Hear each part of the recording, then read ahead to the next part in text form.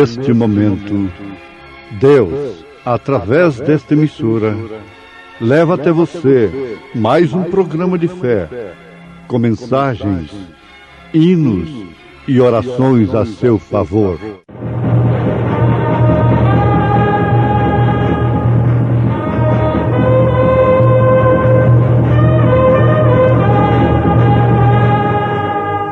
Fé para vencer.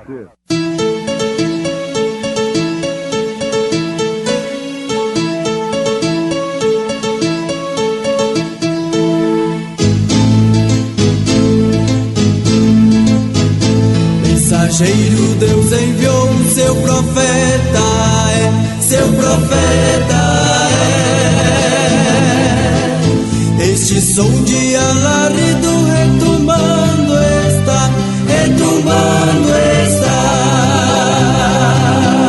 E as águias de Deus, e as águias de Deus já voando estão, já voando estão. William Branham foi seu nome e Deus foi com ele, e Deus foi com ele. E a coluna de fogo sempre lhe seguiu, sempre lhe seguiu. A palavra ele pregou, a palavra ele pregou com fidelidade. Eis que vem com as nuvens, e todo olho o verá, até os mesmos que o traspassaram, e todas as tribos da terra se lamentarão sobre ele. Sim, amém. Eu sou o Alfa e o Ômega, o princípio e o fim, diz o Senhor, que é, e que era, e que há de vir, o Todo-Poderoso.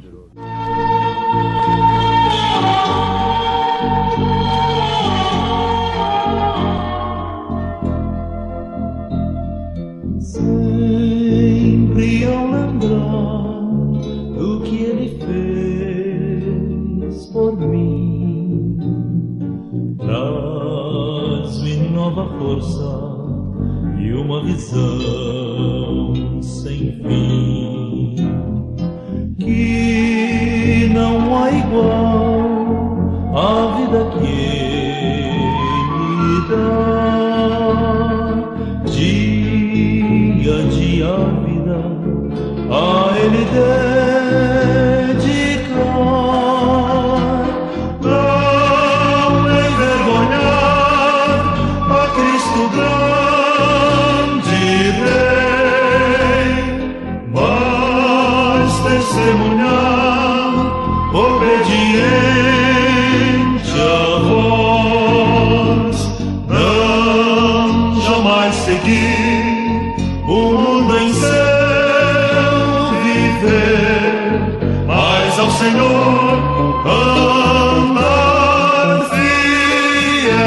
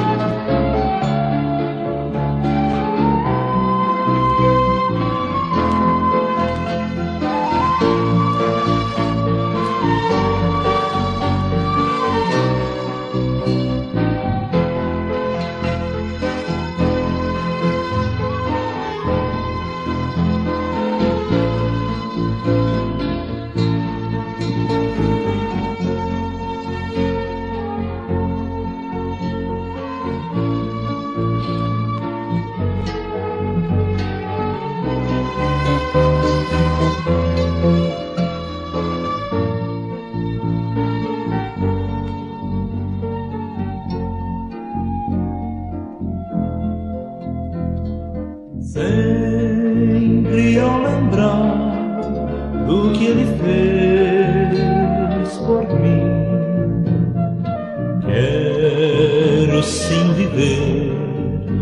obediente ao Rei. Ele é meu Senhor, meu guia e protetor. A Jesus darei louvores, gratidão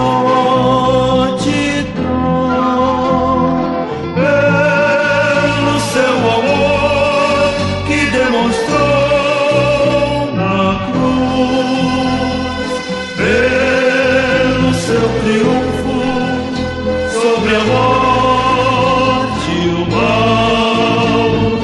Glória, glória a Cristo, o grande Salvador, o meu Senhor e Redentor. O meu Senhor e Redentor.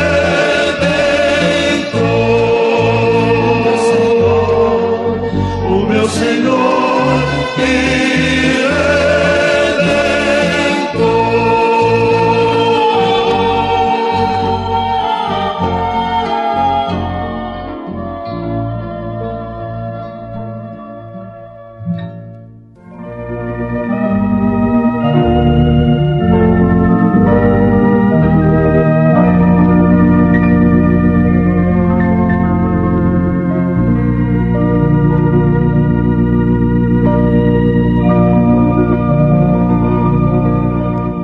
Eis que vem com as nuvens, e todo olho o verá, até os mesmos que o traspassaram, e todas as tribos da terra se lamentarão sobre ele.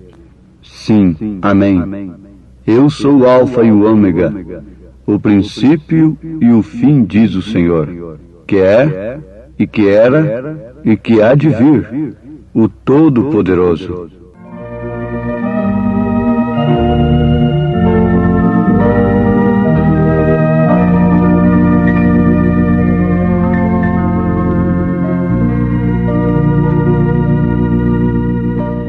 Que beleza de escritura! Quando um homem pega a escritura de uma grande fazenda em suas mãos, devidamente registrada, sem problema algum, ele diz: aqui está a fazenda em minha mão. Ou de uma casa, uma propriedade, não é? De muito valor. Não há coisa melhor do que ter a escritura registrada na mão. E que escritura maravilhosa está ao alcance de todos os filhos de Deus. É a Bíblia Sagrada, registrada no cartório divino, sob o selo de Deus, sob a palavra que não falha. É um título de propriedade definitivo. Eis que vem com as nuvens, e todo o olho o verá, até os mesmos que o traspassaram, e todas as tribos da terra se lamentarão sobre ele. Sim, amém. Eu sou o Alfa e o Ômega, o princípio e o fim, diz o Senhor, que é, e que era, e que há de vir, o Todo-Poderoso. Apocalipse, capítulo 1, versículo 7 e versículo 8. Temos lido na Escritura registrada pelo próprio Deus, selada pelo Espírito Santo. Amados, não há coisa que mais nos consola nestes dias do que sabermos que temos crido num Deus que não está indiferente às nossas lutas, às nossas dificuldades. Existe uma classe de ateus,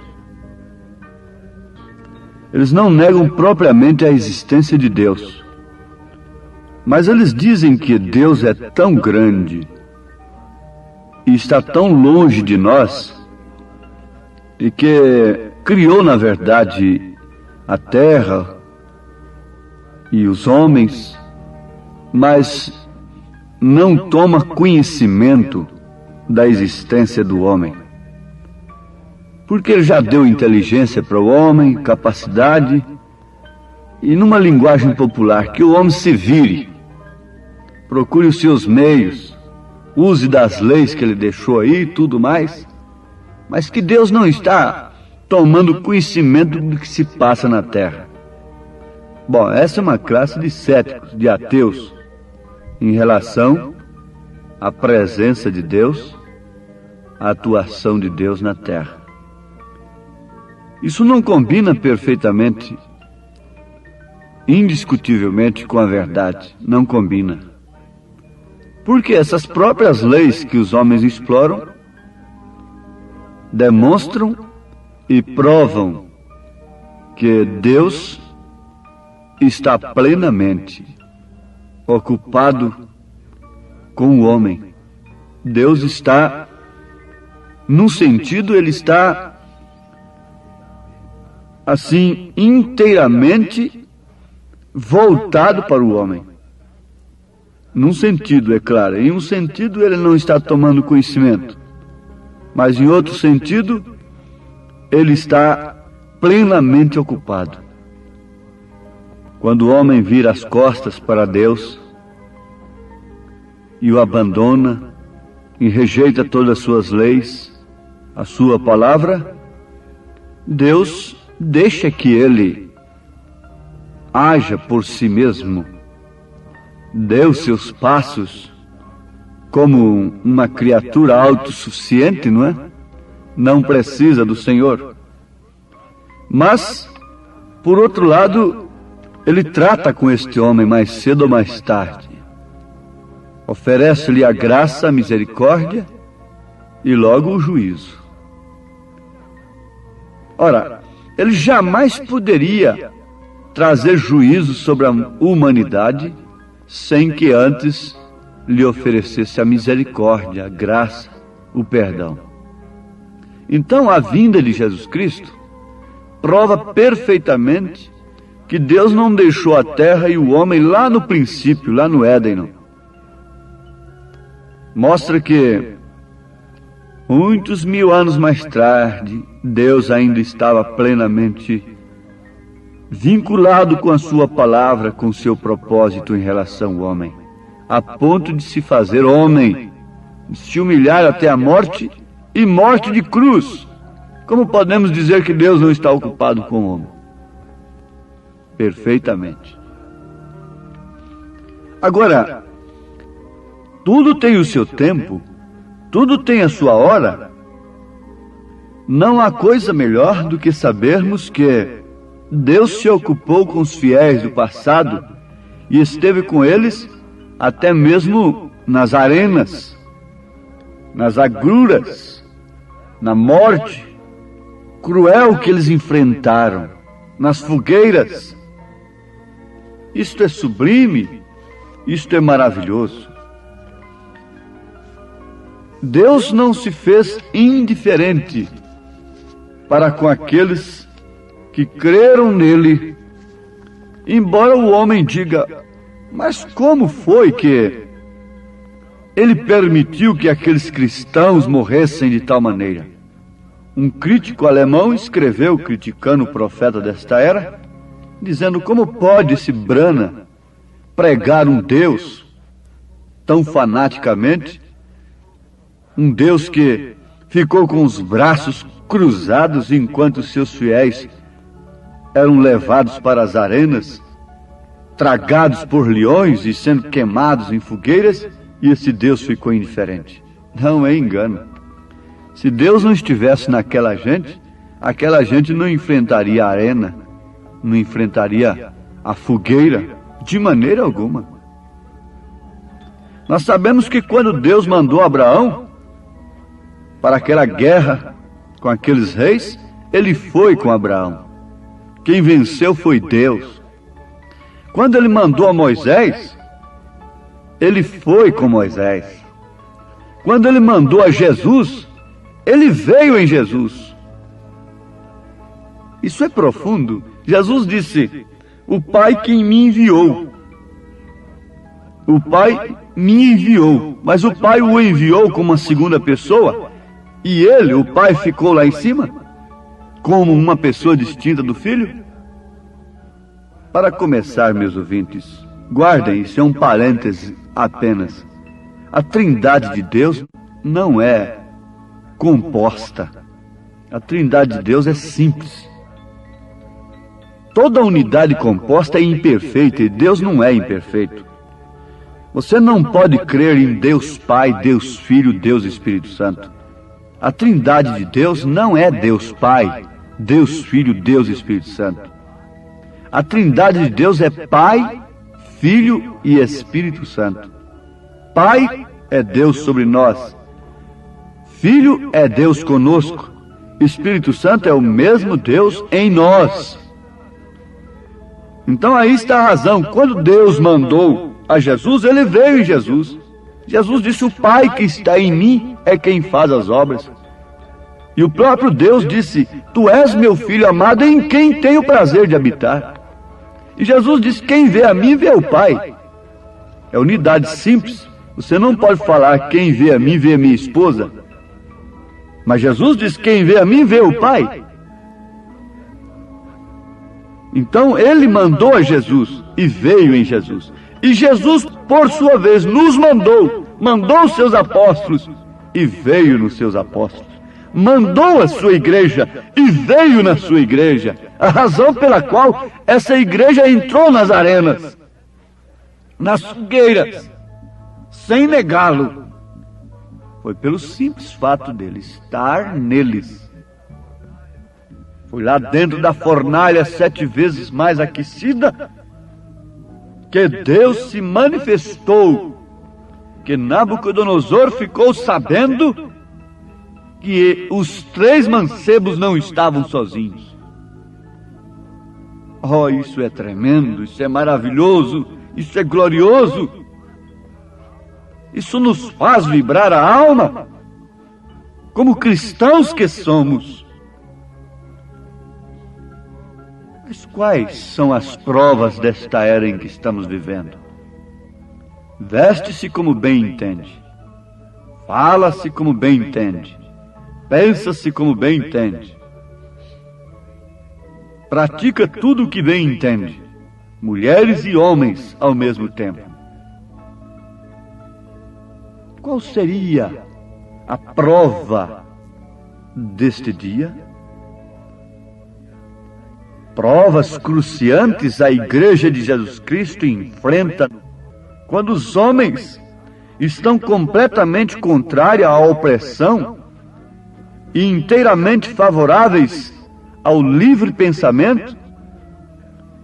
Há uma pressão terrível, pior do que as arenas, pior do que as fogueiras, sobre aqueles que, de fato, têm sido enviados por Deus. E, consequentemente, Deus está neles. Mas há um consolo, meus irmãos. Ele virá. Essa gente que tem o poder vivificador do Espírito Santo, você sabe que um corpo sem espírito está morto, está dormente, está inconsciente. Mas esse poder do Espírito Santo, esse Pai, esse Deus, Jesus Cristo, que veio em sua igreja, a conscientiza do seu passado, do seu presente e do seu futuro, porque ele é o que era, o que é e o que há de vir. O poder revelador, o poder vivificador do Espírito Santo alenta esta gente, consola esta gente, supre, nutre estas almas. Vejam só, foi o poder vivificador que veio a João quando ele se pôs de pé e viu o fim desde o princípio. Foi também esse poder vivificador que encheu a Isaías, e ele se pôs de pé e ver o O milênio, isso há 700 e tantos anos antes de Jesus vir. Ele viu a virgem que concebeu. Ele viu a cena da cruz. Ele viu as suas pisaduras pelas quais nós fomos sarados. Foi esse poder vivificador que fez com que os profetas passassem pelas suas agruras, desprendessem de seus próprios sofrimentos, de suas vidas, e contemplasse lá adiante, muito adiante.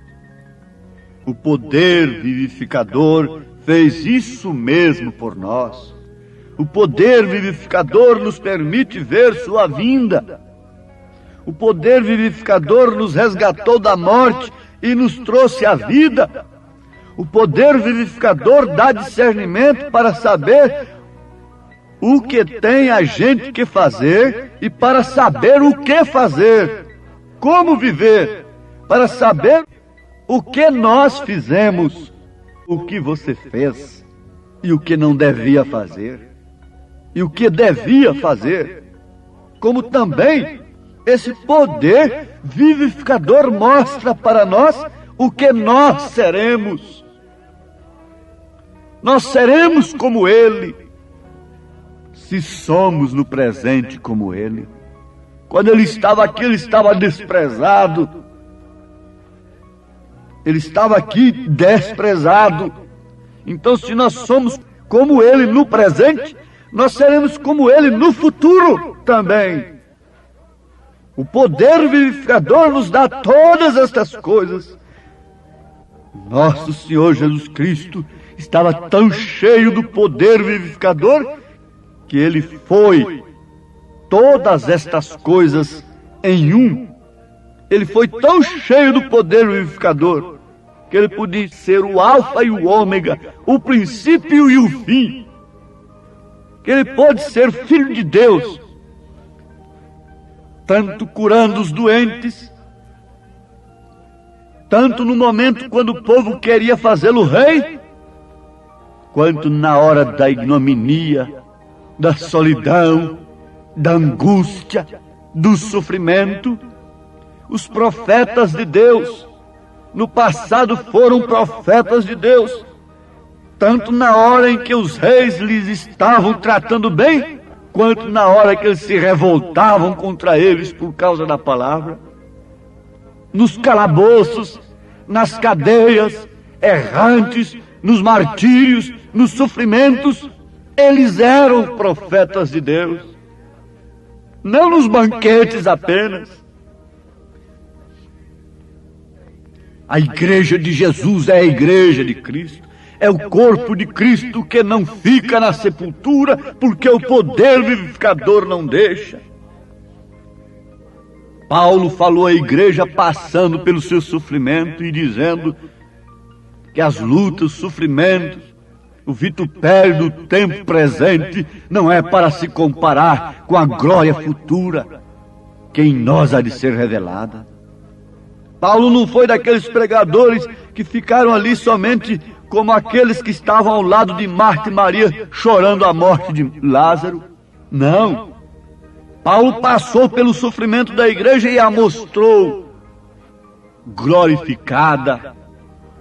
Jesus passou pelos choradores e foi lá e deu o poder da ressurreição. Que o Senhor vos abençoe, meus ouvintes, para conhecerem a Escritura no registro de Deus, vivificados pelo Espírito Santo, para saberem quem é aquele que era, que é e que há de vir. Em nome de Jesus, recebam esta bênção. Amém.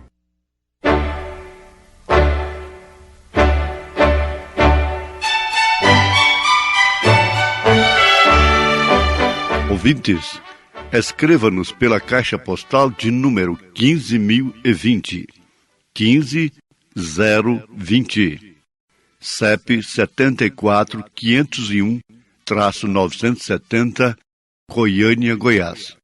O nosso endereço na internet é www.apalavraoriginal.org. Volte a nos ouvir amanhã novamente, neste mesmo horário, nesta emissora, se o Senhor nos permitir, com fé no Filho de Deus, a fé que vence o mundo.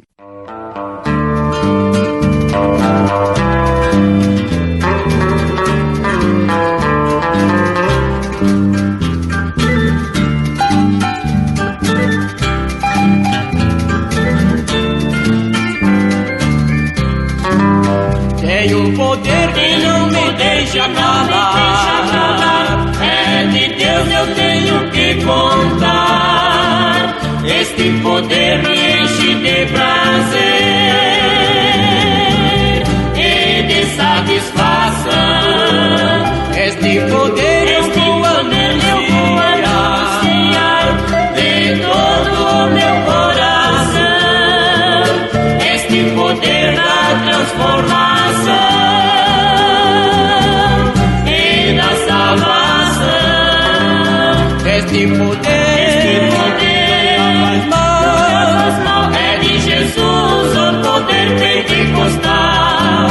Este poder nunca faz mal, é de Jesus, o poder pentecostal.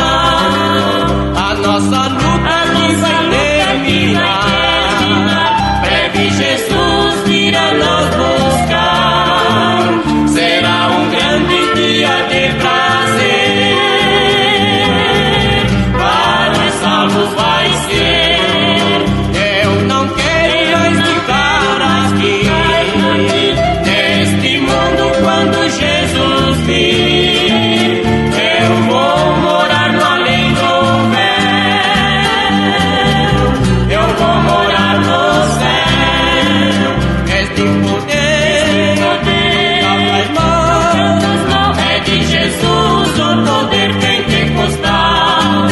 Este poder nunca faz mal, é de Jesus, o poder pentecostal.